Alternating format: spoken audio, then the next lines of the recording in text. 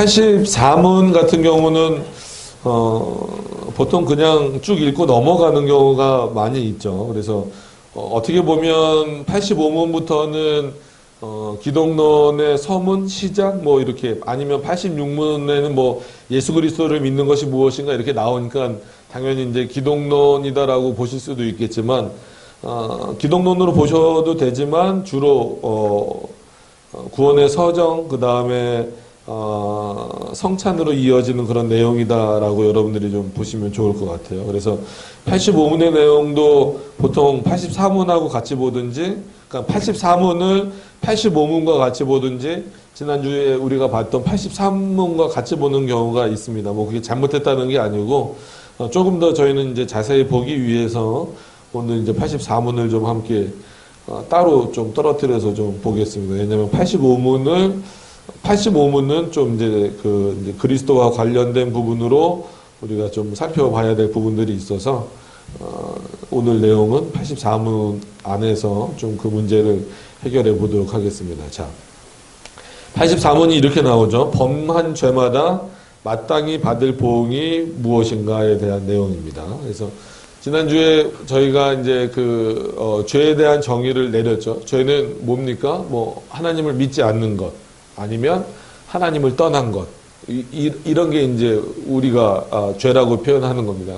그러니까는 이거는 이제 본질적인 문제고, 그렇다라고 해서 윤리적인 죄나 윤리적인 선이나 이거를 무시하면 안 됩니다. 그러면 그것대로 이제 또 혼돈이 될 수 있어요. 그러니까 우리는 하나님을 믿으니까 의인이 되었으니까 우리가 하는 행동은 전부 다 죄가 아니야, 이런 식으로 나가는 어떤 잘못된 또 신앙을 갖고 있는 사람들도 있어요. 반대로 도덕적 선을 너무 높이다 보니까 마치 도덕적 선으로도 구원이 가능한 것처럼 이렇게 이야기하는 경우가 있습니다. 근데 우리는 분명히 죄에 대한 문제를 본질적인 문제로 꺼낼 때는 하나님 앞에서의 문제이기 때문에 하나님을 믿느냐 믿지 않느냐가 그렇게 중요한 겁니다. 그래서 우리가 전도할 때 저희는 사형리를 쓰지는 않지만 워낙 사형리를 통해서 많이 전도들을 하셨을 거고, 그렇게 이제 또 전도를 받아보신 분도 있었을 겁니다. 근데 거기서 이제 주로 얘기하는 게 뭡니까? 당신은 죄인입니다라고 하는 거죠. 그러니까 세상 사람들에게 있어서 당신은 죄인입니다, 이게 받아들여지기 힘든 게, 많은 사람들이 그렇게 죄인입니다라고 하는 것에 있어서 동의할 만큼 죄를 지면서 사는 사람들은 그렇게 많지 않거든요. 실제로 너무나 요즘엔 뉴스에는 흉악범이나 흉악한 그런 사건들이 많이 나오기는 하지만, 그래도 대부분 사람들은 죄인이라는 얘기를 들을 만큼의 그렇게 죄를 짓지는 않는단 말이에요.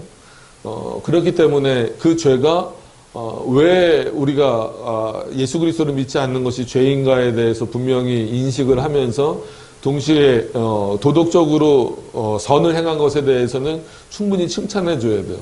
그러니까 또 그것에 대해서 잘못 인식해서 불교나 아니면 천주교나 이런 곳에서 잘한 그 부분에 대해서 그거를 마치 그냥 그건 선이 아니야, 하나님이 기뻐하시지 않은 거니까 선이 아니야 라고 이렇게 해버리면 안 됩니다. 오히려 그런 부분을 교회가 잘 감당하지 못하는 것에 대하여서 오히려 좀 안타깝게 여기고 교회가 그 역할까지 할 수 있도록 좀 힘써야 된다라고 말씀을 드렸습니다. 그러니까 죄에 대한 문제도 마찬가지예요. 그런 물론 어떤 흉악범에 대해서 구원의 문제 때문에 교도소에 가서 있는 사람들에게 복음도 전하고 이렇게 얘기를 하지만, 그들의 죄는 당연히 법에 대해서, 그러니까 우리나라 법에 대해서 어긴 거니까 그것에 대한 보응은 충분히 받되, 구원의 문제는 다른 것이기 때문에 세상에서는 죄인이라 할지라도 하나님 앞에서는 어떤 그 죄인의 모습에서 벗어나게 하기 위하여서 심지어 사형수에게까지도 뭘 전하는 겁니까? 복음을 전하는 거예요. 너가 이 땅에서는 사형을 당할 만큼의 죄를 범하여서 세상법으로는 사형을 당한다 할지라도 너의 영혼은 하나님 앞에 구원받을 수 있다라고 하는 거죠. 그러니까는 그런 것을 생각하면 우린 반대로 심지어 사형수까지도 포기하지 말아야 돼요. 그러니까 겉으로 보기에는 저런 사람 죽어 마땅한지 저런 사람이 천국 가면 안 되지라고 생각하지만 하나님 앞에서는 다른 문제. 그렇게 생각하면 우리도 그렇게 하나님 앞에서 잘난 게 없거든요. 하나님 앞에 갈 만한, 즉 천국에 갈 만한 그런 조건이 우리에게도 없어요. 우리도 뭐 그렇게 선한 일을 하면서 사는 게 아니에요. 날마다 선한 일을 하는 게 아니란 말이에요. 그러니까는 어떤 면에서는 우리가 십계명에 대해서 우리가 쭉 배웠으니까 뭐 살인하지 말라라고 했을 때에도 그 사람은 실제로 뭐 살인하는 행동을 옮겼으니까 그게 이제 세상법에 저촉이 돼서 그렇지, 우리는 생각 중에 저 사람 뭐 하고 싶다, 죽여버리고 싶다, 없어졌으면 좋겠다. 솔직히 우리도 그런 생각할 때 있잖아요. 하나님 앞에서는 똑같은 죄라는 거예요. 그게 세상법에서 처리할 때는 그 행동을 했느냐, 어떤 의도를 가지고 했느냐에 따라서 뭐 감형도 되고 아니면 더 가중 처벌도 되곤 하지만, 하나님은 물론 행동도 굉장히 죄로 보시지만 그런 마음을 품는 것 자체를 행동을 한 거랑 똑같이 보시는 거예요. 그게 십계명을 범하는, 그래서 십계명대로 산다라고 하는 것이 그만큼 어렵다라고 여러 번 말씀을 드린 겁니다. 그래서 이 죄에 대한 문제를 그런 차원에서는 세상 법과 하나님 앞에 있는 것과는 한편으로서는 구별을 하셔야 되는 거예요. 그래서 죄의 본질적인 부분에 있어서는 하나님을 믿느냐, 즉 예수 그리스도를 나의 구주로 고백하느냐 하지 않느냐가 죄인이다 아니다를 결정하는 어떤 가장 큰 문제라면, 그럼에도 불구하고 도덕적 선과 또 도덕적으로 죄악된 그 부분에 있어서는 교회가 분명히, 교회로서도 분명히 그것을 이렇게 규정을 지어줘야 되는 거예요. 그래서 어떤 면에서 보면은 윤리적인 문제가 교회 안에 들어와서 그것이 이제 교회 전체를 망가뜨리는 그런 문제가 될 수도 있는 거죠. 뭐 예를 들어서 동성애라든지 차별금지법이라든지 이런 문제들이 교회 안에 들어오면 이거는 윤리적인 문제입니까? 신학적인 문제입니까? 그러니까 한편으로는 신학적인 문제이면서 한편으로는 윤리적인 문제란 말이에요.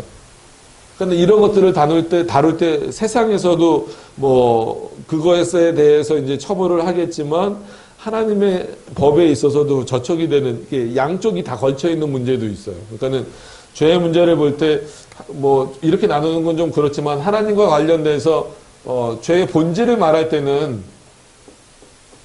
당연히 이게 우선적인 게 되겠죠. 그 다음에 이제 윤리적인 부분에 있어서 선하다, 악하다, 이거는 우리가 그대로 그냥 인정을 해주면 돼요. 믿지 않는 사람들도 선한 일 얼마든지 행할 수 있잖아요. 남을 도와준다든지 뭐 심지어 도와주다가 뭐 자기 목숨을 잃는 경우도 있으니까, 그거는 야, 저 사람 예수 안 믿었으니까 지옥 가겠네, 이렇게만 말하는 게 아니라, 물론 당연히 그럴 수 있는 게 아니라 당연히 지옥 가겠지만, 그가 한 행동 자체는 어떤 행동이에요? 선한 행동이에요. 선한 행동으로서 인정을 하지만 본질적인 문제, 그러니까 구원의 문제로 넘어갔을 때는 아무리 그가 다른 사람을 위해서 자기의 생명을 희생했다 할지라도 구원의 문제까지 영향을 주지는 않는다라는 거죠. 영향을 줘서도 안 되고. 그러니까 이런 구별이 돼야 되고, 그 다음에는 뭐 세 번째, 이게 뭐 첫 번째라 그러면 이게 두 번째고, 교회 안에서는 이게 섞여 있는 경우가 있어요. 그건 하나님과 관련되어서도 이제 선악을 좀 판단해야 될 그런 부분들, 그 다음에 윤리적인 부분까지 이제 겹쳐 있는 부분이 있죠. 그래서 세상 법정에서도 심판을 당하는, 어떤 심판보다도 재판을 당해야 되는 그런 문제들이 있는 것과 같이 교회 안에서 그런 일이 벌어졌을 때에는 그건 하나님 앞에서도 십계명을 어기는 차원에서 이제 형벌을 받는 이런 그런 부분들이 있습니다. 그러니까 예를 들면 우리가 고린도전서를 지금 계속 보고 있으니까 이제 음행의 문제 같은 거죠. 그러니까 이런 음행에 대한 문제는 윤리적인 문제로도 우리가 생각해 볼 수 있는 거예요. 윤리적인 문제로서도 악한 거죠. 근데 하나님과 관련돼 있어서도 본질적으로 그건 하나님을 떠난 어떤 그 차원, 계명을 어겼다라는 차원에서 이건 교회법에서도 크게 이제 문제가 되는 겁니다. 그러니까 이런 어떤 문제들을 전체적으로 생각해 보면 하나하나 한마디로 뭐 좀 이런 표현이 그렇지만 죄를 분류한다라는 건 좀 그렇지만 이게 어디에 걸리는 건가? 그러니까 모든 게 다 하나님 앞에 걸리는 건 맞아요. 맞는데 주로 어디에 걸리는 거를 찾는 게 이제 좀 중요하긴 하죠. 우리가 이제 신앙생활하면서 왜냐하면 우리가 늘 말씀드리지만 신앙생활하는 사람들끼리 즉 하나님을 믿는 사람들끼리만 살 수가 없단 말이에요.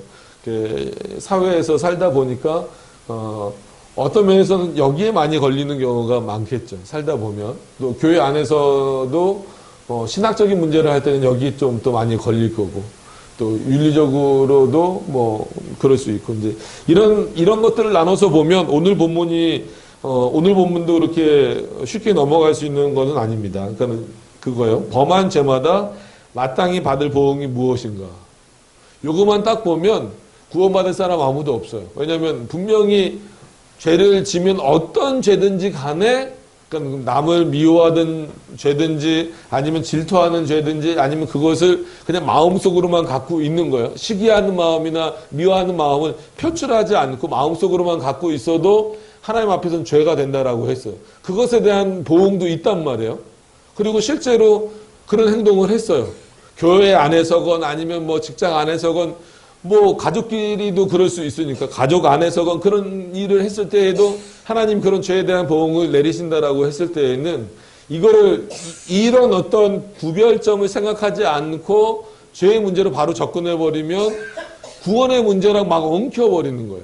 윤리적인 문제랑 그러니까 윤리적으로 뭔가 잘못했을 때 구원의 문제에 영향이 가지 않을까 아니면 뭐 거꾸로 이 구원의 문제가 해결이 됐으니까 윤리적으로는 어떻게 살아도 상관없겠다. 이렇게 생각하는 경우가 또 있기 때문에 그렇습니다. 그래서 그 내용을 보면 범한 죄마다 답을 보면 범한 죄마다 받을 보응은 이 세상과 오는 세상에서 하나님의 진노와 저주다. 그럼 이 세상은 말 그대로 뭐예요? 우리가 사는 세상이란 말이에요. 그리고 오는 세상은 뭘까요? 예수 그리스도가 이 땅에 재림하시는 거죠. 그때 받을 그 내용은 뭐냐면 그 죄에 대해서는 하나님의 진노와 저주뿐이다라는 거예요. 그럼 반면에 이렇게 표현되어 있다 할지라도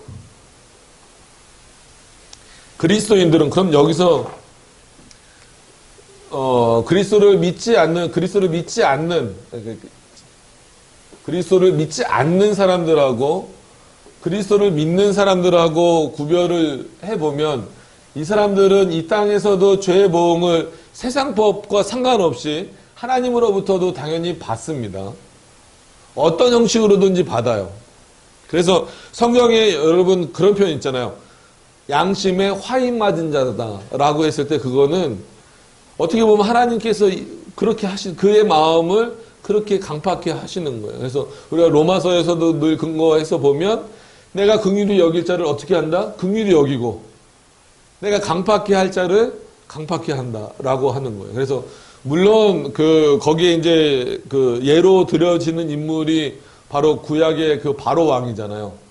바로 왕이 이스라엘 백성을 내보낼 때 10가지 재앙을 당하면서도 내보내지 않는 이유가 자기 스스로가 강팍해지는 거예요. 그래서 출애굽기를 잘 보시면 뭐라고 나오냐면 바로가 스스로 강팍해졌다라는 거예요. 근데 로마서의 내용은 뭐냐면 바로가 스스로 강팍해졌는데 로마서 내용으로 보니까 누가 강팍해 하신 거예요? 내가. 하나님이 그렇게 하셨다라는 거예요. 그거를 오후는 뭐 교리 시간이니까 먼 원인은 하나님께 있는 거예요. 가까운 원인. 이거는 우리 인간, 그냥 인간으로 하죠. 꼭 인간만은 아닙니다. 이 가까이 일어나는 현상들까지 다 포함되는 거니까. 그래서 이제 바로를 예를 들었으니까 바로 같은 경우는 그렇게 재앙을 당하면서까지도 맨 처음에는 첫 번째 재앙을 당하고 나서도 이스라엘 백성들을 보내주겠다라고 했다가 어떻게 지는 거예요? 그 마음이 강팍해지는 거예요. 그래서 안 보내고 그래서 바로가 가까운 원인에 따라서 보면 스스로 강팍해진 거예요. 근데 먼 원인 가운데서 보면 내가 바로를 강팍하게 했다라는 거죠. 이럴 때마다 나오는 문제가, 그러면은 죄를 조성하시고 죄를 만든 분, 그럼 바로로부터 죄를 짓게 한 분이 하나님이시네? 라고 말하지만 그렇게 말하면 안 됩니다. 하나님의 속성에 비춰서 이거는 그래서, 우리에게는 그 신명기 표현대로 말하면 감춰진 거예요. 뭐 감춰진 원인이고, 이거는 우리에게 드러나 있는 원인, 드러난 거. 그래서 뭐 이거를 뭐 철학적인 용어로 하면은 아리스토텔레스나 이런 사람들이 이미 다 썼던 표현이에요. 제1원인, 제2원인. 그래서 이거는 너무 철학적인 용어기 때문에 이 용어는 잘 안 쓰는 거예요, 우리가. 이미 철학에서도 썼어요. 쓰고 있기 때문에 다른 방식입니다. 다른 방식이지만 쓰고 있기 때문에 그래서 그냥 우리는 먼 원인, 가까운 원인 이렇게 부르는 거예요. 그러니까 왜 이런 말씀을 드리냐면 이 죄의 본질에 있어서도 그렇고, 그러니까 즉 예수 그리스도를 믿는 자들이다라고 했을 때에는 어떻게 보면은 스스로 믿는 거예요. A라는 사람이 있고 B라는 사람이 있어요. 그러면 스스로 믿는 거예요. 예수 그리스도를. 근데 B라는 사람은 스스로 안 믿는 거예요. 아무리 말씀을 전해도 안 믿는 거예요. 그러면 가까운 원인 차원에서는 A가 믿기 때문에 구원받는 거고 B가 믿지 않기 때문에 구원받지 못하는 거예요. 근데 이게 먼 원인 차원으로 가면 누가 믿음을 주시는 거예요? 하나님이 스스로 그에게 믿음을 믿게 하신 거예요. 믿음을 주셔서 예수 그리스도를 믿게 하시는 거예요. B에게는 믿음을 주시는 거를 단절하시는 거예요. 이게 이제 예정론입니다. 창세전에. 그럼 어떤 것을 근거로 해서 A에게는 스스로 믿을 수 있는 마음을 주시고 B에게는 스스로 믿을 수 없는 마음을 주셨는가라고 했을 때에는 예정론, 창세전에 하나님이 택하신 자들, 택자들에게는 믿을 마음을 주시는 거예요. 유기자들에게는 믿을 마음을 거절하시는 거예요. 적극적인 거절입니다. 소극적으로 간과하시거나 버리시는 게 아니에요. 지나가시는 게 아닙니다. 적극적으로 버리시는 거예요.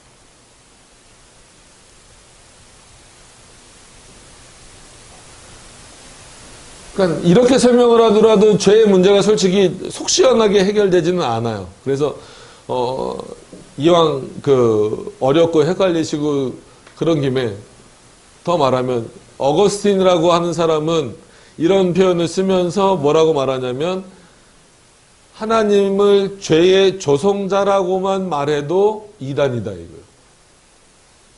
반대로 하나님은 죄의 조성자가 아니다라고만 말해도 이단이라는 거예요. 어렵죠? 그건 무슨 말입니까?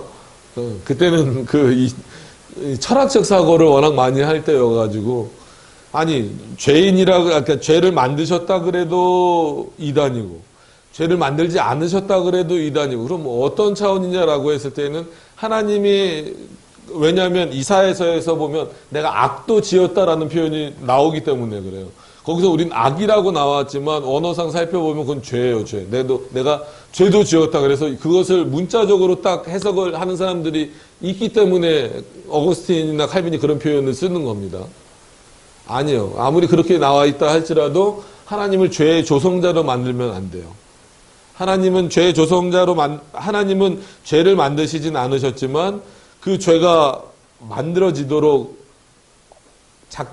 허락하셨고, 그래서 천사가 타락하도록 허락하셨고, 그 타락한 천사들로 인하여서 사단이 되도록 허락하셨고, 그 사단을 통하여서, 그리고 이 땅에는 아담과 하와를 통하여서 죄가 들어오게 하셔서 그 죄를 자신의 도구로 사용하신 거예요. 죄를 기뻐하지 않으시면서 도구로 사용하시는 거예요. 어렵죠? 여기서 더 얘기하면 안 됩니다. 몰라서 안 하는 게 아니라 칼빈이 말하고 있는 적정과 절도의 원리에 따라서 성경에서 여기까지밖에 말 안 해요. 그러면 멈추는 거예요. 적정과 절도의 원리라는 게 풀어서 설명해 드리면 뭐냐면 성경이 말하는 부분에 있어서는 목숨을 걸고 말하라는 거예요. 왜냐하면 중세시대 때는 실제로 죽을 수 있었으니까 죽기도 했고, 그리고 성경이 침묵하는 부분에 있어서는 호기심조차 갖지 말라는 거예요.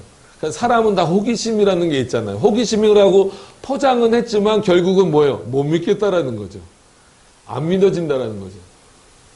대표적인 게 그거예요. 하나님이 세상을 창조해 놓고 다 구원하실 거면 그 생명나무만 만드시지 왜 선과 악을 알게 하는 나무를 만드셨냐고. 선악과라는 표현은 성경이 안 나옵니다. 그래서 제가 일부러 계속 선과 악을 알게 하는 나무라고 쓰는 이유는 사람들이 너무 선악과에 익숙해져 있어요.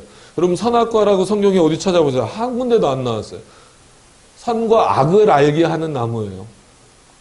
선악과라고는 의미가 약간 좀 다릅니다.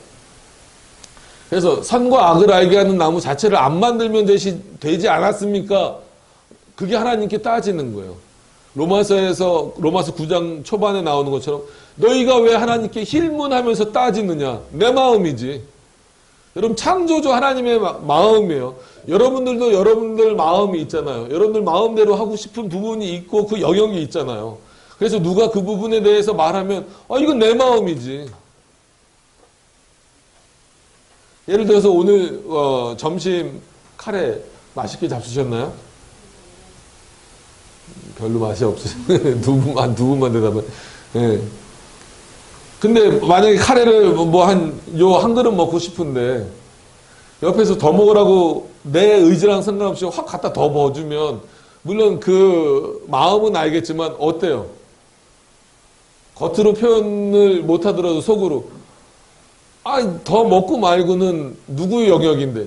내 영역인데 나한테 물어보든가 아니면 갖다 주진 않더라도 요것만 먹고 난 오늘 저도 카레 좋아하지만 이렇게 오늘은 속이 별로 안 좋아서 조금만 먹었어요.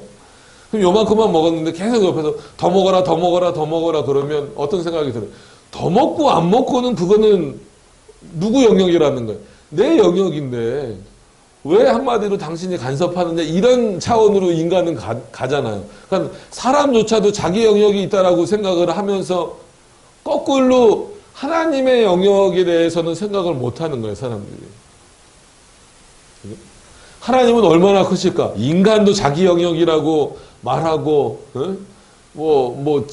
집을 하더라도 다른 사람이 들어오면은 여기는 내 영역이니까 들어오면 가택 침입죄가 되잖아요. 그래서 112 신고하면 잡아가잖아요. 그렇게 자기 영역을 만들려고 애쓰는데 하나님은 자기 영역을 만드실 필요도 없이 모든 세상이 누구 영역이에요? 자기 본인의 영역이에요. 거기다가 늘 말씀드리지만 거기다가 인간을 하나님이 기뻐하셔서 창조하신 거예요. 그래서 다시 인간론이나 이런 것으로 돌아가서 또 말씀드리면 인간은 원래 있어야 되는 존재입니까? 아니면 그걸 뭐라 그러죠? 갑자기 용어가 생각이 안 나네요. 무슨 존재?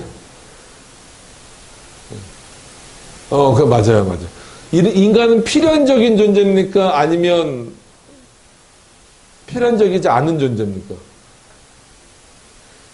지금은 필연적인 존재예요. 그죠? 내가 존재하니까. 근데 누구로 말미암아 필연적인 존재가 된 거예요? 하나님이 작정하심으로 말미암아. 그때 인간이 생겼다는 게 아닙니다.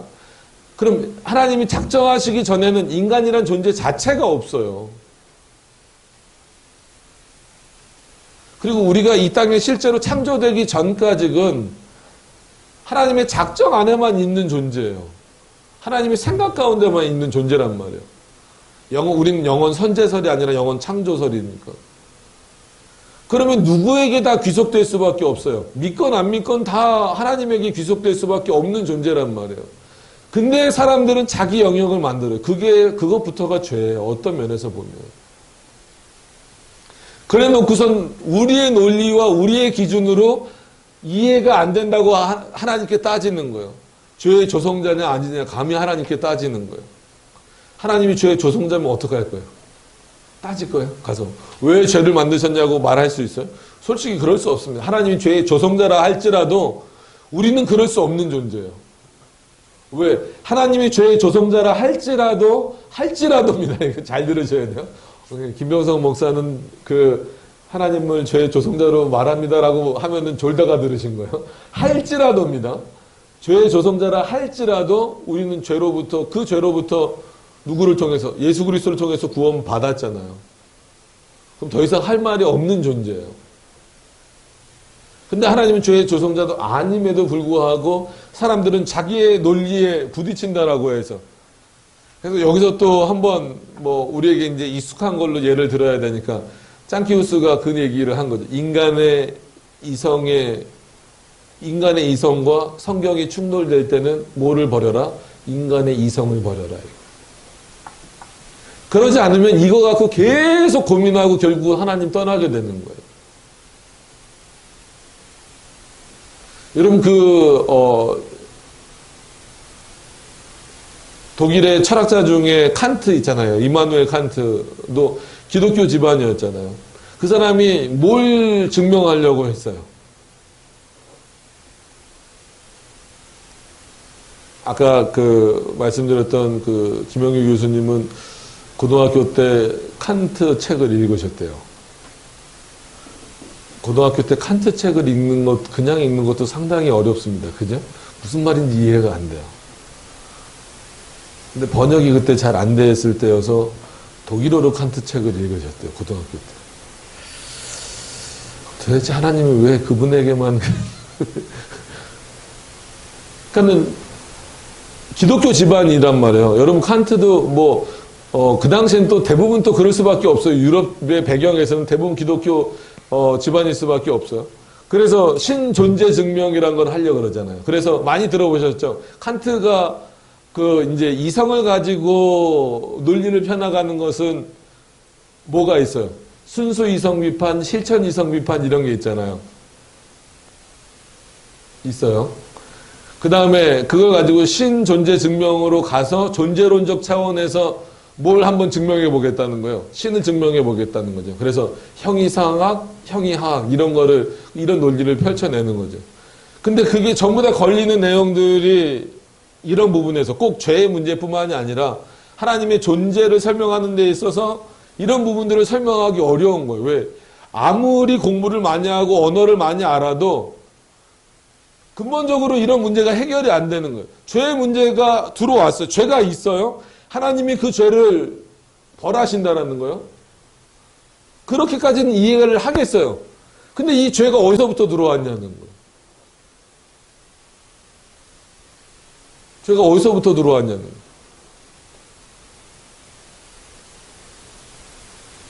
그래서 바빙크라고 하는 신학자는 하나님이 죄를 허용하셨다.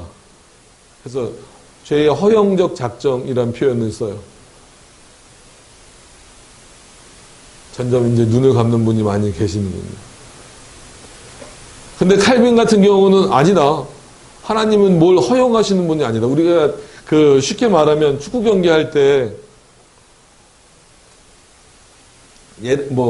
너무나 쉬운 예지만 축구 경기 할 때 우리나라가 한 골 먹었어요. 그러면은 우리나라가 한 골 허락했습니다. 이러고 말하는 캐스터 있나요? 아니죠. 한 골 뭐 했다고 말해요? 한 골 허용했습니다. 선제골을 내줬습니다. 허용, 그게 뭐예요? 허용의 개념이잖아요. 허용은 뭐예요? 어떤 면에서는 내가 정말 하기 싫은데, 그거를 허락해주기 싫은데, 어쩔 수 없어서 해주는 게 허용의 개념이에요. 그죠? 허락은 주권적인 개념이 들어가는 거예요. 그래서 칼빈 같은 경우는 퍼밋이란 단어, 죄송합니다. 한 번만 쓸게요. 아니죠. 프로가 들어가면 안 되지. 퍼미시오. 이건 틀린 겁니다. 퍼미시오라는 이 퍼밋, 허용한다라는 개념 자체를 칼빈도 쓰긴 써요. 쓰긴 쓰는데 바빙크 같은 경우나 후대 신학자들은 아예 이거를 그냥 실제로 허용으로 봤어요. 근데 여기 이 퍼밋의 개념에는 칼빈은 허락이라는 입장으로 이 퍼밋을 써요. 그래서 아니다. 하나님은 죄를 허락하신 분. 하나님에게 있어서는 허용이 될 수 없다. 허용이란 말을 하나님께 적용할 수 없다라는 거예요. 근데 요즘에는 대부분 한마디로 뭐 사람들이 그렇게 말해요. 개혁신학에도 주류가 있고 비주류가 있는데 주류 쪽에서는 이 허용적 작정을 말한다라는 거예요. 근데 저는 비주류인가 봐요. 허용적 작정을 별로 안 좋아합니다. 하나님이 허용하신다? 하나님도 어쩔 수 없어서 허용하신다? 아니에요. 하나님이 죄를 어쩔 수 없어서 허용하시면 사단을 주권적으로 욥기처럼 사용하실 수 없어요. 여러분,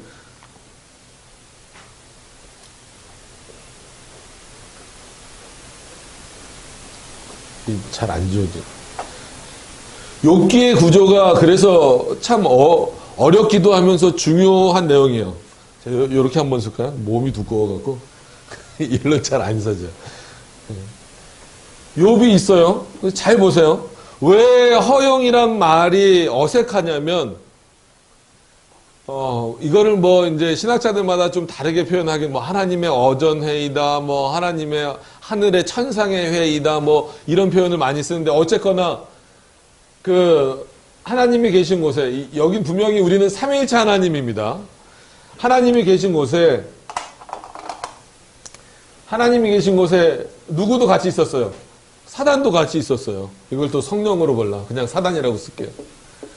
사단이 같이 있어서 사단이 요구하잖아요. 하나님이 의롭다라고 여기는 욥을 내가 시험하게 허락해 주세요. 하나님이 욥에게 돈도 많이 주시고 자녀도 많이 주셨으니까 욥이 하나님께 매일 제사도 드리고 그렇게 의인처럼 사는 거지. 욥이 진짜 의인인지 아닌지 시험해 보게 해주세요 라고 했을 때 하나님이 어떻게 하셨어요? 사단이 땡깡 부리니까 허용해 주신 거예요? 아니에요. 허락해 주시면서 뭐는 건들지 말아라. 그래, 네 마음대로 욥을 시험해 봐라. 그 대신에 뭘 건들지는 말아라. 그의 생명이니까 우리의 문제로 말하면 구원의 문제는 건들지 말라는 거예요. 이거는 누구 영역이니까? 내 영역이니까. 그럼 네가 한번 다 해봐라. 네가 할 수 있는 방법을 다 동원해서 다 해봐라. 이거는 허용입니까? 허락입니까? 분명히 허락이에요. 여기에 그 퍼미시오의 개념이 허용으로 들어가면 큰일 납니다. 그럼 하나님은 한마디로 사단에게 의해서 허용당하신 분이에요. 그렇게 이해하면 안 돼요. 그래서 잘 아시는 것처럼 욥의 부인도 뭐 떠났지만 욥의 자녀들도 죽잖아요. 그 다음에 자녀 뭐 돈 다 묶어서 재물 다 묶어서 사단이 이것을 뺏어가기 위해서 누구를 씁니까? 도적대가 왔다 그랬죠. 도적대의 의지를 누가 사용하는 거예요? 사단이 사용하는 거예요. 그러면 이 도적대는 욥의 돈과 자녀들을 다 죽이고 가져가 버리잖아요. 이 도적대의 의지를 사단이 사용한 거예요. 그럼 이 사단의 의지를 하나님이 사용하셨다 그러면 좀 이상한 표현이고 하나님의 허락 안에서 사단이 움직일 수밖에 없다라는 거예요. 결국 사단의 의지도 누구 아래에 있다라는 거예요? 하나님의 주권 안에, 하나님의 주권. 하나님이 사단을 통하여서 욥을 시험하시는 도구로 누구를 쓰신 거예요? 도적대도 쓰셨지만 사단을 도구로 쓰신 거예요. 하나님은 사단을 도구로 쓰시는 분이지 사단을 허용해 주시는 분이 아니라는 거예요. 성경에 이런 예들이 분명히 들어있는데 그래서 욥기를 칼빈이 그렇게 주석을 안 했죠. 그래서 이마만큼 욥기 주석 두꺼운 게 있어요. 나중에 그걸 저희들이 다 나중이라고 제가 얘기를 해갖고 그런데 왜 어쩔 수 없어요. 지금 이것도 안 끝났잖아요. 근데 할 건 너무 많아요. 욥기를 보면 이 구조를 이해를 못하면 욥기는 정말 어렵습니다. 오히려 그냥 욕기 보면서 인과응보 얘기는 하고 있고, 뭐, 내 시작은 미약하였으나 내 나중은 창달이라 이런 내용만 하는 거예요. 여기 뭐, 신장개업하면 그런 거나 갖다 걸어주고 그러는 거. 그거는 욥을 아주 비꼬는 내용이라고 여러 번 말씀드렸습니다. 그러니까 이런 문제에 있어서도, 그럼 죄의 문제가 여기 다 들어오잖아요. 허락이에요, 허락. 하나님이 죄를 어떻게 사용하시는 거예요? 죄는 미워하세요. 미워하신. 그러나 이 죄를 뭐로? 도구로. 어떤 뭐의 도구로? 섭리의 도구로 사용하신다라는 거예요. 그래서 그거를 지워버렸네. 먼 원인과 가까운 원인으로 우리는 나눠서 설명을 한다라는 거죠. 그래서 칼빈과 피기우스라는 사람이 이 자유의지 논쟁을 하면서 피기우스는 하나님은 죄의 조성자다라고 말하고 칼빈은 아니다라고 말하면서 칼빈이 했던 그 유명한 표현이 뭐냐면, 피기우스 너가 지금 헷갈리는 이유는 먼 원인과 가까운 원인을 구별하지 못하기 때문이다. 별로 유명한 말 같지 않나요? 이게 상당히 중요한 표현이에요. 근데 그런 차원에서 허용적 작정이 아니라 작정인데 어떻게 허용이 될 수 있어요? 허락이다라는 거예요. 하나님의 허락으로. 자, 왜 이런 말씀을 드리냐면 범한 죄마다 받을 보응이 다 달라요. 그러면 대상을 구별해야죠. 그래서 실컷 대상을 구별해놨는데 지워버렸네요. 아까 A는 스스로 믿는 자라 그랬어요. B는 스스로 믿지 못하는 자다라고 말했습니다. 그러니까 스스로 믿지 못하는 자. 왜 그러냐면, 왜 그럴 수밖에 없냐면 하나님께서, 삼일체 하나님께서 창세 전에 택자와 유기자로 나누셨기 때문에 그렇더라고요. 이것에 대해서 어느 누구도 반론을 제기할 수 없어요. 왜? 이때 아무도 존재하지 않았기 때문에. 어떤 것도 하나님의 작정에 영향을 끼칠 수가 있어요, 없어요? 없기 때문에.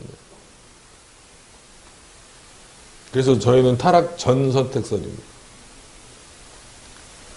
그러니까 이런 차원에서 볼 때 이거는 어떻게 보면 이거 자체가 먼 원인이잖아요. 이거 자체는 가까운 원인이고. 그래서 이 사람들을 택자라고 해봅시다. 택자라고 하고 여기는 유기자예요. 그러면 이 택자든 유기자든 간에 이 땅에서 하나님 앞에 죄를 범하던, 뭐 그게 윤리적인 죄가 됐던 아니면 하나님 앞에 택자들은 그렇게 심각한 죄를 범하게 하나님이 허락하시지 않습니다. 허용이라는 단어 쓰지 말라면 저도 써버렸어요. 그죠? 이게 하도 입에 배서 그래요. 허락하시지 않아요. 그러니까는 아주 그 본인의 심령이 땅바닥에 그냥 유기자처럼 떨어지는 어떤 수준까지 떨어질 수는 있어도 실제로 그런 차원에서 성령 해방죄를 구별해야 된다라고 지난번에 말씀드린 이유가 그거예요. 택자들은 성령을 회방할 수 있다 없다? 없다라는 거예요. 그런 차원에서. 그럼에도 불구하고 이 택자들도 살아가면서 짓는 죄들에 대해서는 자유로울 거라고 생각하면 안 돼요. 그것에 대한 보응이 분명히 있습니다. 어떤 면에서는 이 택자들도 그 보응으로 인하여서 이 땅에서 죽을 수도 있어요. 하나님이 죽음을 그냥 살다가 이렇게 뭐 나이가 들어서 죽는 그런 죽음이 아니라 어떤 사고나 이런 것으로 인하여서 뭐 병에 걸리거나 이런 차원에서 죽이실 수도 있어요. 그럼에도 불구하고 그가 택자인 것은 변해요, 안 변해요? 안 변한다는 얘기예요. 어떤 의미인지 아시겠어요? 유기자들도 마찬가지예요. 이 땅에서 죄를 지면 어때요? 형벌이 있어요.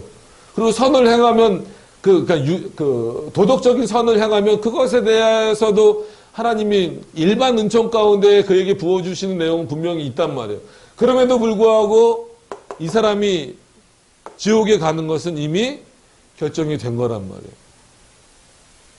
그러니까 이것에 대한 구별이 우리 안에 분명히 있지 못하면, 분명히 없는 상태에서 이 84문인 범한 죄마다 받을 보응이 이 세상과 오는 세상에서 하나님의 진노와 저주다 이렇게만 표현해 버리면, 그러니까 이렇게만 이 표현이 잘못했다는 게 아니라 이렇게만 이해해 버리면 그럼 아무도 구원받을 사람이 없네?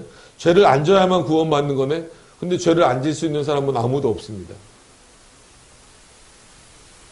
그렇죠? 죄의 본질을 생각하면 죄를 안 질 수 없어요. 왜냐하면 한순간이라도 하나님을 생각하지 않으면 그건 죄가 되는 거예요. 그래서 하나님이 하도 이스라엘 백성들이 오후에도 한번 적셔주세요. 딴소리를 하니까 성경 한 군데에서는 어디에요? 그 신명인가 어디에서 너희는 제발 좀 가만히 있으라고 말씀하시는 경우도 있잖아요. 그런데 또 한편으로는 너희가 나를 생각하지 않는 그 모든 순간이 뭐다? 죄인이라는 거예요. 여러분, 그래서 인간은, 목사인 저도 그렇고 여러분도 그렇고 하나님을 24시간 생각하지 못하잖아요. 솔직한 얘기로. 그죠? 그럼 우리는 그만큼 죄를 짓고 있는 거예요. 그게 어마어마하게 큰 죄인 줄 모르는 거죠. 그 어마어마하게 큰 죄를 누가 덮어주시는 거예요? 예수 그리스도의 은혜로 우리는 덮음을 받는 거예요. 그럼에도 불구하고 이 땅에서는 이런 보응들이 따라오는 겁니다. 그래서 여러분 이 땅에서도 그래서 십계명이 윤리적인 것처럼 보이는 그 부분들에 대해서도 여러분 철저하게 잘 지키셔야 돼요.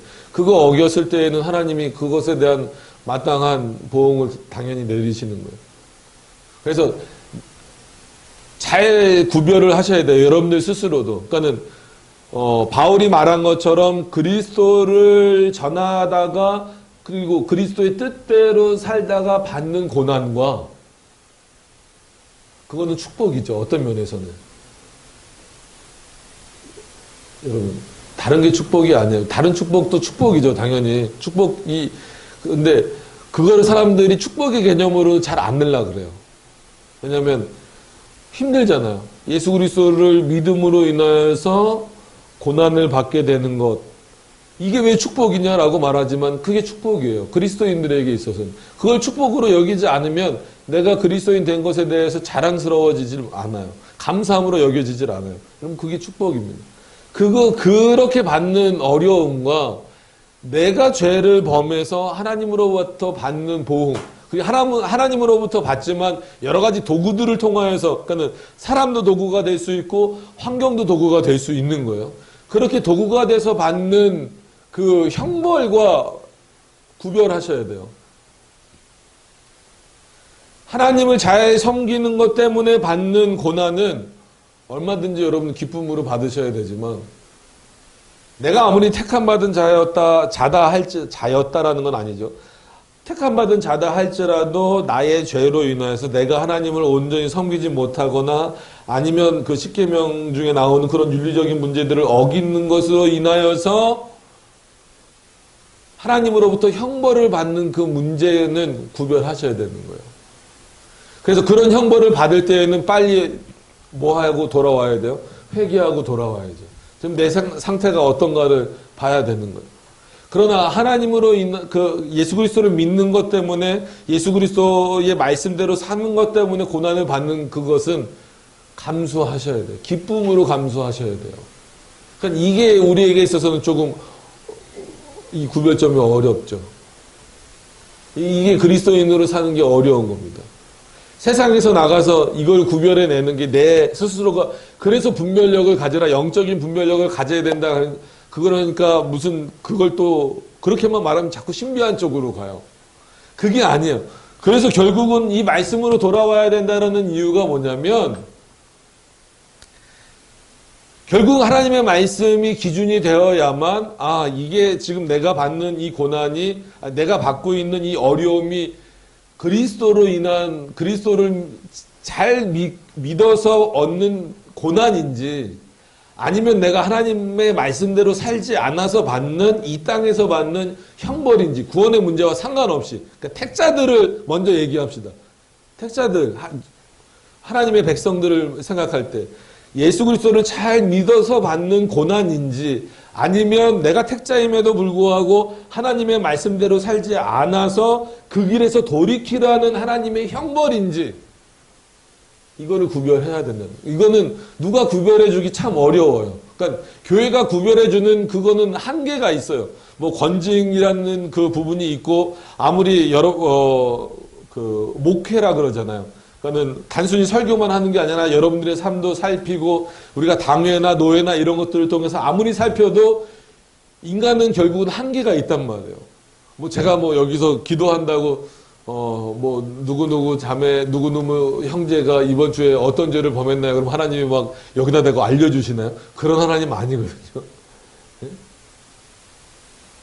그리고 하나님이 그렇게 알려주시면 그것도 참 난감할 것 같아요. 앞에서 딱 설교하러 섰는데 누구는 무슨 죄를 졌네, 누구는 무슨 죄를 졌네. 아는 것도 참 민망할 것 같아요. 그죠? 그래서 뭐 말도 안 되는 뭐 무슨 투시의 은사가 있다. 아니 그 안을 뭐 엑스레이요? 그런 거 말고 자기 삶, 우리들의 삶을 더 잘 살펴봐야 돼요. 그러니까 택자가 오히려 더 쉬워요. 왜냐하면 믿지 않는 사람들은 뭐가 없어요. 하나님에 대한 개념이 없잖아요. 하나님에 대한 개념이 없으니까 죄에 대한 개념도 없어요. 그러니까 이게 형벌인지 아닌지 몰라요. 거꾸로 오히려 믿지 않는 사람들이 열심히 돈 많이 벌고 높은 자리에 올라가는 것 자체가 그래서 성경에 그런 표현이 있는 거예요. 이걸 또 오해해서 부자가 그 천국에 들어가는 것은 낙타가 바늘기에 들어가는 것보다 어렵다라는 표현을 부자는 천국에 못 간다 이게 아닙니다. 부자가 되려면 솔직히 뭘 사랑해야 돼요? 재물을 사랑해야 되고 그 재물을 사랑하기 위해서는 한마디로 하나님을 섬기는 일을 뒤로 미루고 그거를 얻는데 열심을 내야 되는 그 부분을 말하는 거예요. 재물이 있는 곳에 너희 마음도 있다라고 표현을 하는 것처럼. 그래서 하나님이 합당하게 그래서 뭐 요즘에 뭐 청부론, 청빈론 저는 청부론으로만 몰고 가는 것도 잘못됐다라고 봐요. 뭐 그리스도인은 무조건 다 잘 살아야 된다. 아니에요. 반대로 청빈론, 그리스도인은 무조건 마치 세상의 것은 다 버리고 어떻게 다 버리고 삽니까? 여러분 그러실 수 있어요? 여러분들이 열심히 일해서 번 돈 다 남 다 주고 사실 수 있어요? 안 돼요. 청부론이 맞냐 청빈론이 맞냐 그거를 따지기 전에 하나님 앞에서 내 마음이 어디에 있느냐가 더 중요한 거예요. 그런 차원에서 여러분들이 하나님이 주시는 어떤 그런 일반 은총 가운데에서 재물을 많이 쌓는 거 저는 나쁘지 않다라고 봐요. 그걸 가지고 여러분들이 그냥 막 다른 사람을 막 그 위에 서고 막 깔보고 나는 이렇게 좋은 차 탄다, 좋은 집 산다 이렇게 되는 게 문제지. 그거 가지고 주님의 일을 하고 또 그럼에도 불구하고 겸손하게 살고 그것을 가지고 열심히 자기가 벌어서 그 재물을 축적한 것에 대해서 뭐라 그러면 안 됩니다. 그거를 공평하게 분배하자 도대체 그 세상은 어디서 나오는 건지 몰라요. 성경에도 그런 사고가 없습니다. 오히려 그 잠언이나 이런 데서는 가난하게 사는 것에 대해서 비판하잖아요. 너희가 얼마나 게으르면 그 가난에서 벗어나지 못하느냐라고까지 표현하잖아요. 그러니까 이런 섞여 있는 부분들을 여러분들이 잘 생각하셔야 되는 거예요. 그러니까 이런 전체적인 부분들을 볼 때 뭐가 하나님의 진노고 뭐가 하나님의 저주인가 이미 솔직한 얘기로 창세 전에 자 조금 피곤하신 거 알아요. 피곤하신 거 알고 특히나 오늘 내용은 조금 신학적인 내용 뭐 많이 쓰지도 않았습니다만은 그래도 그런 내용이어서 조금 힘드실 수는 있어도 일단 기본적으로 솔직한 얘기로 여기서 나오는 하나님의 진노와 저주는 여기에서 이미 결정이 됐어요. 창세 전에 택자와 유기자. 그래서 택자는 궁극적으로는 뭘 받는 거예요? 하나님의 은혜를 받는 거죠. 그죠? 유기자는 궁극적으로 하나님의 은혜를 거절당하는 거예요. 즉 한마디로 형벌을 받는 거죠. 그래서 늘 많은 분들이 궁금해하는 게 그거예요. 마지막 예수님이 재림하셔서 이 세상에서 심판하시잖아요. 심판하실 때 우리 택자들은 그 심판 자리에 있습니까? 없습니까? 있어요. 그러면은 심판의 대상으로 있는 거예요? 아닙니다. 그 영광스러움에 참여하는 거예요. 오해하시면 안 됩니다. 우리끼리 예수님은 여기 땅에 내려와서 계신데 천국에서 우리끼리 택자들끼리 거기서 놀고 있는 거 아닙니다. 같이 그 자리에 참여하지만 우리는 심판의 대상으로서 여기가 심판의 대상이죠. 유기자가 심판의 대상으로서가 아니라 영광스러운 그 위치로 참여하는 거예요. 그것을 분명히 기억을 하셔야 돼요. 그러면은 그런 차원에서 이미 우리는 은혜를 받은 자예요. 이 은혜를 받은 자예요. 여기는 은혜를 못 받은 자고. 그럼에도 불구하고 왜 하나님의 진노와 저주다라고 말했냐면, 물론 이 사람들에게 있어서는 그 도덕적 선이 아무리 높다 할지라도 이 유기자로서의 받는 형벌을 지울 수는 없다라는 차원에서 하나님의 진노가 있는 건 사실이에요. 그러나 이 택자들이 문제죠. 오히려 유기자는 그렇게 생각할 필요가 없어요. 좀 냉정하지만 여기는 그냥 일반 은총 가운데 선을 누리는 거고, 잘했으면 선을 누리는 거고, 그러나 궁극적으로는 하나님의 진노 가운데 들어가는 겁니다. 냉정해도 어쩔 수 없어요. 제가 냉정한 게 아니라 하나님이 냉정하신 거니까. 하나님이 냉정하시다고 또 표현하면 안 되죠. 하나님의 뜻이 그런 거니까. 말 한마디가 참 어려워요. 하나님의 기쁘신 뜻대로 택하시고 기쁘신 뜻대로 버리신 거예요. 그래서 여러분 그 시편이나 이런 데 보면 내가 기쁘게 버렸다 이런 표현도, 그러니까 형벌을 내리시는 하나님 내가 기쁘게 그렇게 했다라는 표현도 나옵니다. 여러분 잘 이해를 하셔야 돼요. 그런 부분에서. 자, 이제 이 택자들이 문제죠. 그러니까 우리들이 문제인 거예요. 그랬을 때 궁극적으로는 하나님의 은혜 가운데 들어가게 되지만 우리가 이 땅에서 살아갈 때, 이 땅에서 살아갈 때에 하나님의 말씀대로, 그렇기 때문에 구원의 서정이 중요하다. 그 다음에 우리는 구원 자체가 목적이 아니다. 왜냐하면 목적은 내가 뭘 이루어가는 거잖아요. 근데 구원이 목적이 되면 안 되는 게 우리가 이룰 수 없어요. 누가 이루어주시는 거예요? 예수 그리스도가 이루어주시는 거잖아요. 여러분 구원이 목적이 되면 안 됩니다. 여러분들의 삶에. 기독교는 구원이 목적이 아니에요. 구원받은 자가 어떻게 살아가느냐가 문제인 거예요. 여러분 우리가 구원받는 것은 우리의 목적 때문에 된 게 아니란 말이에요. 그러면은 이 땅에서 어떻게, 그래서 구원의 서정이 필요한 거예요. 계속 앞으로 나오겠지만 하나님이 우리를 부르셨어요. 부르심, 뭐 소명이라고도 말하지만 부르신 다음에 우리를 어떻게 하셨어요? 그냥 간단하게만 합시다. 중생시키셨죠. 거듭나게 하셨고, 거듭나게 하신 자를 어떻게 하셨어요? 칭의. 아브라함 카이퍼처럼 영원전 칭의 말하면 큰일 납니다. 그건 너무 나간 거예요. 그 다음에 칭의 받은 자들을 양자 삼으셨어요. 자기의 자녀로 삼으셨어요. 그래서 우리는 하나님 아버지면서 그의 종이면서 그의 자녀가 되는 거예요. 그리고 우리를 성화, 거룩하게 하시는 거예요. 그 다음에 마지막에 죽음 이후에, 그래서 그러니까 하나님의 은혜가 이 죽음만 보더라도, 솔직한 얘기로 여러분 죽기 싫으시죠? 저도 죽기 싫어요. 저도 뭐 요즘 100세 시대라니까 3시 5분 한 30초만 제 얘기를 할게요. 제가 맨 처음에 어지러웠을 때 6개월을 앉아서 잤어요. 그러면서 그때는 윤재가 없었는데 아마 쟤는 어지러울 때 생긴 것 같아요. 아무도 안 웃으시네. 이 분위기를 좀 한번 바꿔보려고 해도 안 되네요. 성제를 보면서 그런 생각이 드는 거예요. 어떡하지? 죽겠는 거예요, 정말. 왜냐하면 그 응급실이나 이런 데 가서 침대에 눕히면 간호사를 정말 한 대 때리고 싶은 거예요. 왜냐하면 침대에 누우면 한마디로 이 땅 속으로 들어가는 것 같아요. 이건 어지럽지 우리 김인재가 지금 주리를 트이고 있어요. 그냥 내버려 두세요. 근데 옆에서 저희 사모 자고 있죠. 그 다음에 제 아주 어렸을 때 이렇게 자고 있죠. 근데 저는 누우면 침대도 돌고 저도 돌고 다 돌아요. 온 세상에 돌아요. 운전을 하면 차도 돌고 나도 돌고 다 돌아요. 그럼에도 불구하고 운전도 하고 설교도 하고 다 했어요. 그래서 설교할 때도 너무 어지러워서 여기를 이렇게 잡았더니 어떤 분은 또 담임 목사님도 여기를 안 잡는데 부목사가 여기 잡는다고 교만하다고 또 그거 어지럽다고 광고할 수도 없고.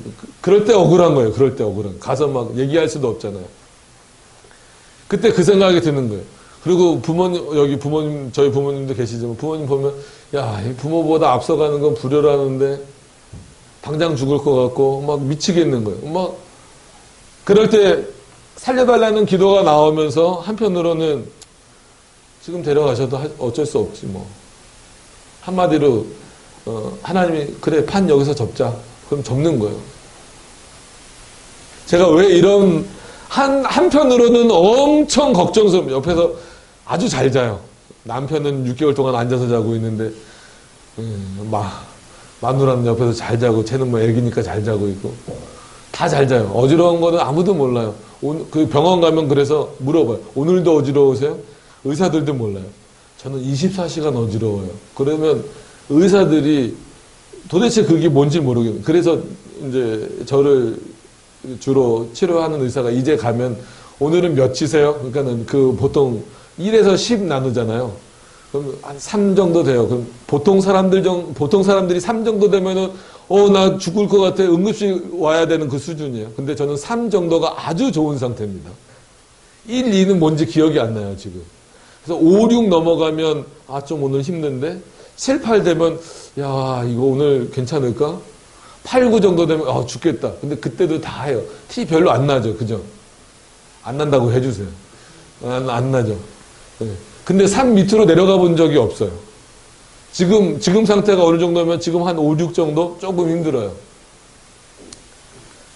그래도 살아요. 근데 왜 한편으로는 어떡하지? 이 진짜 토끼 같은 마누라예요? 여우 같은 마누라예요? 기억이 안 나네. 네. 하여튼 뭐 토끼 같은 자식과 여우 같은 마누라가 있는데 하나님 이거 죽으면 어떡하죠? 하나님 저 지금 죽으면 어떡하죠? 그런 죽음의 공포가 확 몰려오면서도 한편으로는 죽으면 어떻게 되는데? 천국 갔는데. 물론 그게 막 천국 가고 영화의 상태가 되는 거죠. 인간적인 아쉬움은 있다 할지라도 천국 가면 가장 우리가 좋은 상태가 되는 거예요. 이런 차원에서 남겨진 사람들은 슬프겠지만 그렇다고 장례식장 가서 막 웃으면 안 돼. 그런 사람들도 있어서 칼빈이 한 표현, 그러니까 미친 뭐라 그래. 장례식장 가서 슬퍼해줘야지. 아무리 천국에 좋은 곳이라고 하더라도 거기 가서 좋은 곳에 갔다가 웃으면 되냐고. 그러니까 왜 그러냐면 참 이 죽음이 맨 처음엔 우리에게 뭘로 주어졌어요? 성경 전체를 예덴 동산에서 보면 선과 악을 알게 하는 나무 열매를 따먹음으로 말미암아 죽음이 우리에게 뭐가 됐어요? 형벌로 주어진 거잖아요. 그래서 실제로 뭐가 죽었어요, 그때? 우리들의 영이 죽은 거예요. 우리들의 영혼이 그때 죽은 거예요. 육신은 살아있어도. 그래서 아담의 육신의 죽음은 연기시켜 주셨어도 아담의 영혼은 그때 죽은 거예요.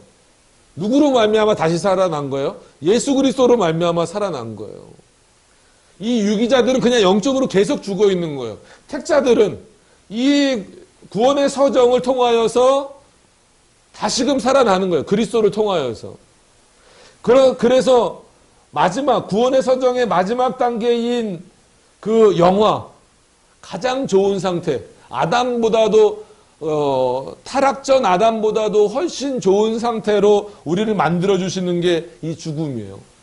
그래서 오히려 형벌로 주어진 죽음이라는 단계를 구원의 서정에서는 뭘로 바꿔주신 거예요? 은혜로 바꿔주신 거예요. 여기서는 아멘 하신 거나 하시는 분들이 별로 없어요. 왜냐하면 죽음이라는 단어 자체가 싫기 때문에. 그래서 그런 거짓말이 있다 그러잖아요. 어르신들 중에 빨리 죽어야지 하는 분들 중에 진짜로 죽고 싶으신 분들은 한 분도 안 계시다고. 그죠? 아니, 빨리 죽어야지 하다가 옆에 떨어지면 죽을 뻔했네 그러신다잖아요. 그럼에도 불구하고 하나님은 형벌로 주어졌던 죽음을 통하여서 나중에는 영화의 단계로 들어가는 은혜로 바꿔주셨다는 거예요. 그러니까 이해를 잘 하셔야. 지금 죽으시란 얘기 절대 아닙니다. 죽음이란 것조차도 이렇게 하나님이 바꿔나가시는 거예요. 그런 차원에서 진정한 하나님의 진노와 그 저주는 어떻게 보면 택자들이 유기자들 말고 택자들이 이 땅에서 하나님의 말씀대로 살지 않을 때 이미 받는 거예요. 그거는 유무형적으로, 그러니까 외형적으로보다도 그 마음의 양심의 가책이 들어오는 것 자체가 여러분 저주이면서 진노이면서 동시에 은혜로 깨달으셔야 돼요. 내가 그러니까 하나님의 말씀대로 살지 않을 때 예를 들어서 예를 드는 겁니다. 뭐 주일날 예배를 안 드렸다 아니면 뭐를 안 했다 뭐 했을 때 이거 어떡하지? 라는 마음이 드는 것 자체가 은혜로 생각하셔야 돼요. 교회 안 나온 사람들은 주일날 안 나온다고 뭐 아무 생각이 없잖아요. 그걸 죄라고 여기지도 않잖아요. 그게 가책이 느껴지는 것 자체가 어떤 면에서는 형벌이죠. 그날을 지키지 않은 것에 대해서. 반대로는 또한 은혜가 되는 겁니다. 이런 것을 느끼게 해주시는 것 자체가 하나님이 누구를 사랑하고 계시는 증표가 되는 거예요. 하나님이 나를 사랑하시는 증표가 되는 거예요. 그래서 이 83문을 이해할 때 표현 자체로서는 그 은혜라는 표현은 나오지 않지만 하나님의 진노와 저주다라고 말하지만 여러분들이 전체적으로 생각을 하실 때에는 이런 부분들을 생각하시면서 우리는 하나님의 진노와 저주 가운데 우리 죄 때문에 우리 죄로 인하여서 하나님의 진노와 저주 가운데 살 수밖에 없지만 하나님은 자신의 백성을 사랑하시기 때문에 이 진노와 저주조차도 은혜로 바꿔주시는 분이구나. 그래서 창세기 전체 주제 아니면 그 성경의 전체 주제를 악을 선으로 바꾸시는 하나님이다라고 말하는 거예요. 그래서 단적인 예로 죽음이라는 것 자체가 맨 처음에는 어떻게 보면 형벌이니까 악일 수 있잖아요. 근데 구원의 서정에서의 마지막 단계에서는 선으로 바꿔주시는 그런 단계가 되는 겁니다. 그래서 기쁨으로 죽음을 맞이할 사람은 아무도 없지만 그 죽음이라는 것 자체가 어떻게 보면 우리를 가장 영화롭게 하는 그런 단계다라고 하는 거예요. 그래서 장례 예배를 늘 드리러 갈 때마다 뭐 누구를 생각하십시오, 선조를 생각하십시오 이거보다도 인간적인 어떤 그런 아쉬움은 있다 할지라도 그가 이미 하나님 품 안에서 가장 좋은 상태로 있습니다라는 것으로 늘 위로하는 이유도 거기 있는 겁니다. 그러니까 왜냐하면 장례를 호상이라는 건 솔직히 없는 것 같아요. 왜냐하면 그거는 뭐 사람에 따라서 다 다른 겁니다. 아무리 연세가 많이 드셨어도 부모가 돌아가셨는데 거기다 대고 호상이네요 이러면 그건 안 돼요. 그렇게 말씀하시면 안 됩니다. 그건 자식들한테 무례한 거예요. 저도 장례를 나름대로 많이 인도해봤지만 연세가 많은 분도 인도해봤지만 그래요. 연세가 많이 이렇게 들어서 이렇게 자연사라고 해야 될까요? 그렇게 돌아가시는 분 장례는 괜찮은데 좀 그렇지만 아이들 죽은 경우도 있어요. 거기서 어떻게 설교해야 될지 모르겠어요. 솔직히 뭐 울음바다가 되니까 뭐 4살, 5살, 3살 이런 애들 죽었는데 거기다가 대고 장례 설교를 하려면 내 설교 아무도 안 들어요. 우느라고. 그렇잖아요. 그리고 엄마는 거의 기절해 있고 또 아니면 뭐 청년들이라든지 아니면 젊은 3, 40대 이런 분들이 이제 죽음을 맞이하게 됐을 때 참 설교하기가 어려워요. 그때 이제 주로 표현하는 게 하나님이 이 죽음이라고 하는 것을 우리가 보기에는 악한 것이고 저주인 것 같지만 선으로 바꾸셨으니까 위로를 얻으시라고 그렇게 표현을 하는 거예요. 그렇기 때문에 그리스도인들에게 있어서는 이 땅에서 분명히 어떻게 보면 그 죄에 대한 보응을 여러분들이 반드시 있다라는 것은 기억을 하셔야 돼요. 우리가 택자가 됐다라고 해서 죄에 대한 면죄부까지 받은 건 아닙니다. 분명히 이 땅에서 살아가면서 짓는 죄에 대한 보응은 분명히 있어요. 그럼에도 불구하고 그것이 영원한 저주와 영원한 형벌은 아니다라고 하는 것을 기억하시면서 반대로 하나님의 은혜를 그 은혜가 얼마나 큰 건지를 생각을 하셔야 됩니다. 그런 것들을 생각하시라고 오늘 이 구원의 서정 앞으로 할 거지만 구원의 서정까지 꺼내 들어서 설명을 드린 거고 구별을 이렇게 해드린 거예요. 첫 번째, 두 번째, 세 번째 해드린 거고 먼 원인, 가까운 원인 해드린 거고 그 다음에 택자와 유기자 구별해서 생각을 해야 된다라고 말씀을 드린 겁니다.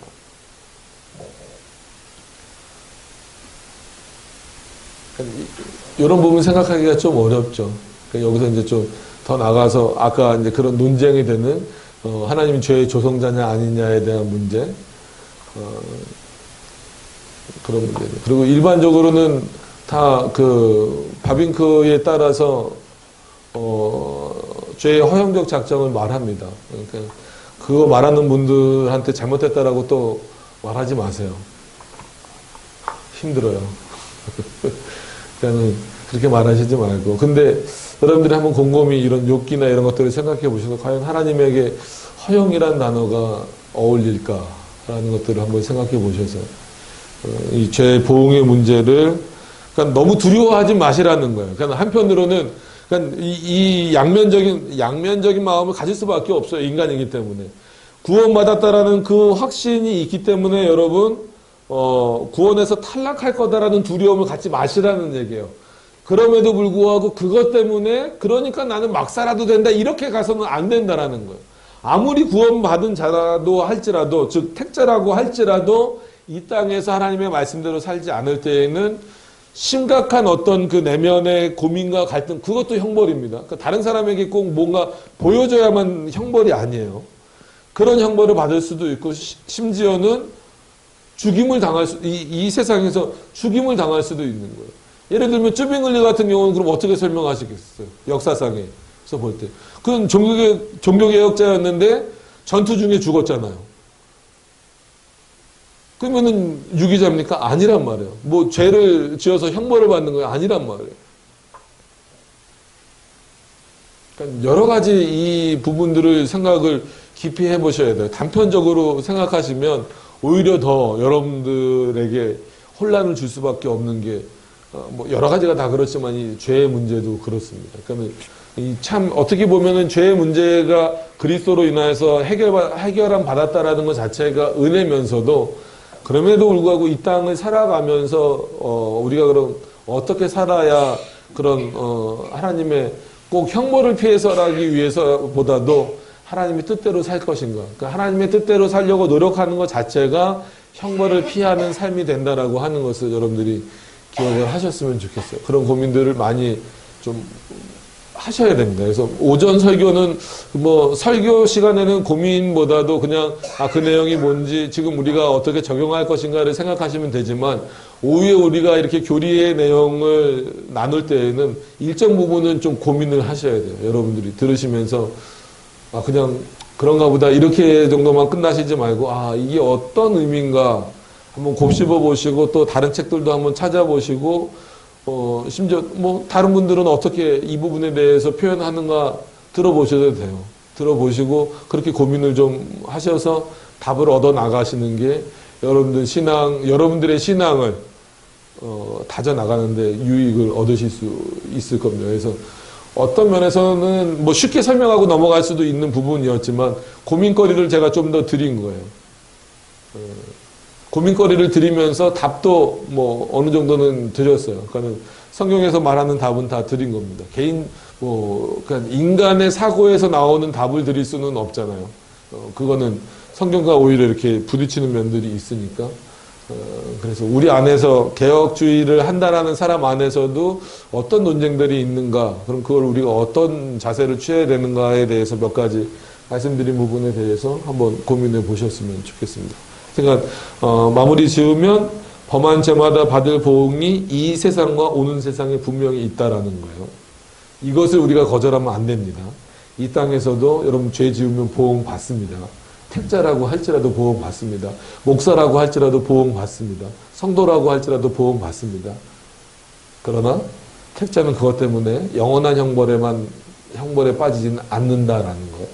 그것을 기억하시면서 오히려 여기서 하나님의 은혜도 문자상 나와 있지는 않지만 확인하실 수 있는 여러분들이 되셨으면 좋겠습니다. 기도하도록 하겠습니다.